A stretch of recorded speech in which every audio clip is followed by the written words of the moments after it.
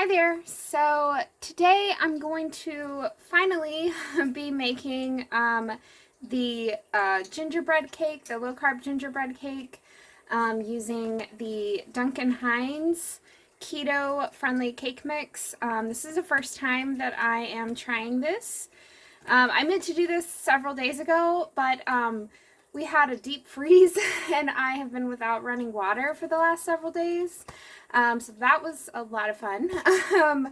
But finally I have running water again, and my schedule is freeing up a little bit, so I'm hoping to get on a more regular basis and be able to upload more recipes and more videos in the new year. So definitely keep an eye out for those. I'm hoping it'll be a lot more often. So anyway, so today I'm going to be making a gingerbread cake, a very simple one using the Duncan Hines keto-friendly box cake mix. Back whenever I worked at a bakery, one of my absolute favorite things about the holidays was when we would make, it wasn't like a gingerbread loaf, but it was just like a kind of like flattened like sheet cake type of gingerbread, and we just sold it by the pound. Anyways, it was so good, and I'm gonna try to kind of recreate that, but with my own twist. I'm gonna do it a little bit thicker as like a traditional cake, and then I'll just be doing a very simple icing on top. So to get started with that, all I'm gonna need for this, it's a very simple recipe. It's just the cake mix, and I'll be following the directions as so like however much water, eggs, and oil. I'll just be following exactly on the box. The only difference is I will be adding 2 tablespoons of my gingerbread spice mix, and I will make sure to put the recipe. This is kind of one that I throw together myself, so I'll make sure to put the recipe for that in the description box below. And then I'll just be adding a half a cup of the Swerve brown sugar substitute. So as always, you're going to want to mix your dry ingredients together first. So I'll be mixing the basic cake mix with the 2 tablespoons of the gingerbread spice.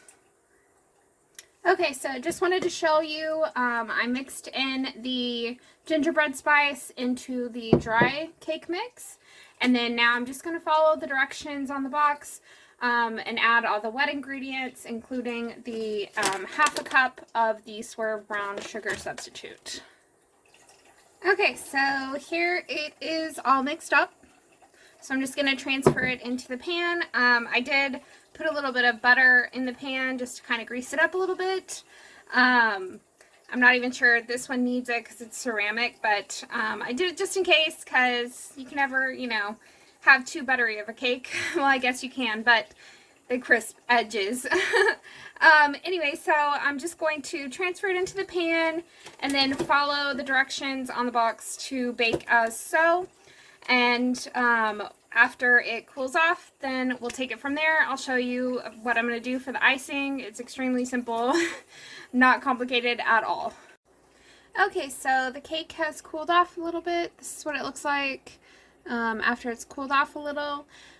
So now I'm just going to make the extremely simple, easy to make icing that I'll drizzle on top. So all that requires is some of the Swerve confectioner's sugar substitute and a little bit of water. So all I'm basically going to do is I just eyeball this. It's pretty easy to get right. Just going to start out with pouring a fair amount of the confectioner's sugar substitute, and then you just mix in some water. I would suggest going kind of slowly, but if you thin it out too much, you can always just add a little bit more of the confectioner sugar substitute.